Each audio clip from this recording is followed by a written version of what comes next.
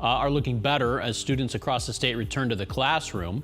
Yeah, that will now include students in the Scottsdale Unified District. Team 12's Jen Wahl joins us this morning with more on what kids and parents can expect. Yeah, good morning to you both. So parents, teachers, and children are now getting a better look at what the return to the classroom will be like in the Scottsdale Unified School District. The school board voting last night to approve a phased approach to the return to in-person learning. Now, the latest plan passed 5-0, and in this new plan, families can decide if students will go to continue to learn virtually or go back to the classroom. According to the school board meeting, the return will happen in that phased approach. The dates of return will start on Monday, September 14th, and then go through October 12th.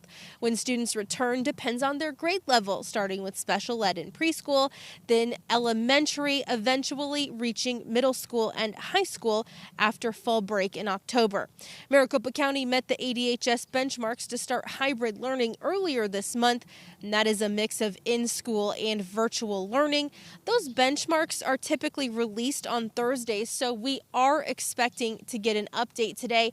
And then the Scottsdale Unified School District says they'll also continue to follow safety guidelines. They are working on all of the specifics now as some students get ready to return as early as Monday.